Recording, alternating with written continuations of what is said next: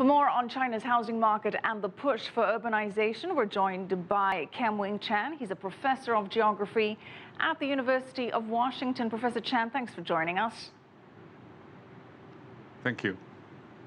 Professor Chan, Chinese Housing Minister Chen says that the property market is becoming increasingly divergent, and there have been tremendous price increases in China's top-tier cities like Beijing, Shanghai and Shenzhen, and we've had stagnation in the third or fourth-tier cities.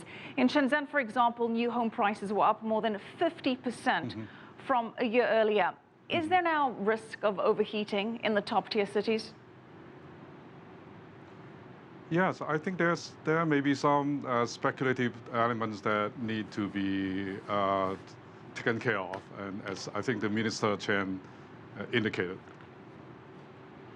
Well, how does one balance getting more people into the third and fourth tier cities, decreasing the stagnation there, whilst keeping a lid on the top tier cities?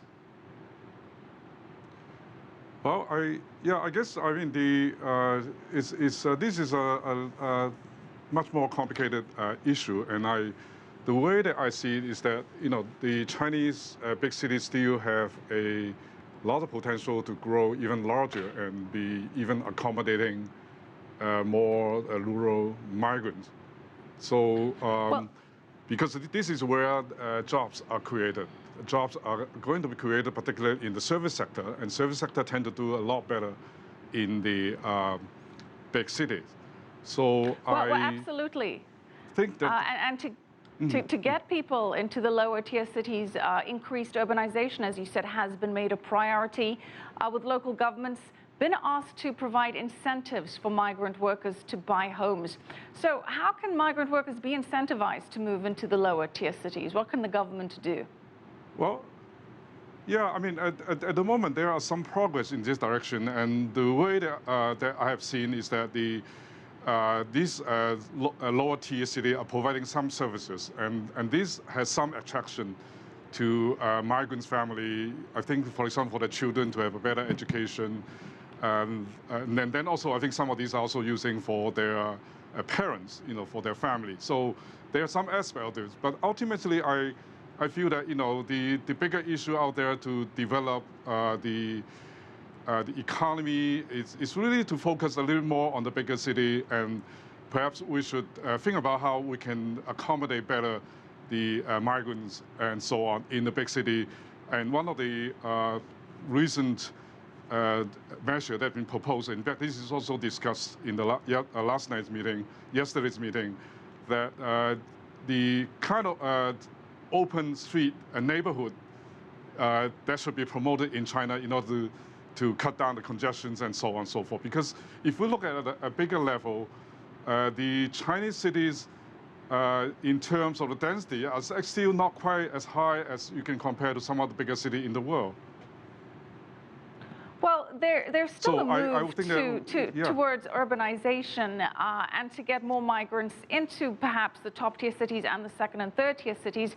But there's some challenges with regards to the hukou system or the household registration policy. What are those challenges and how should they be addressed?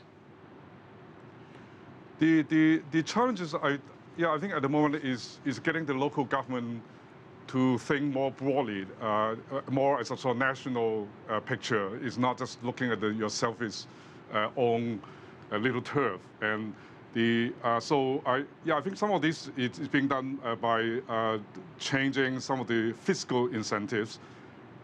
Yesterday, the minister also talked about tying the population growth with the allocation of urban land and also more fiscal resources. So I think this is the right direction to match the fiscal incentives or the fiscal resources with the growth population.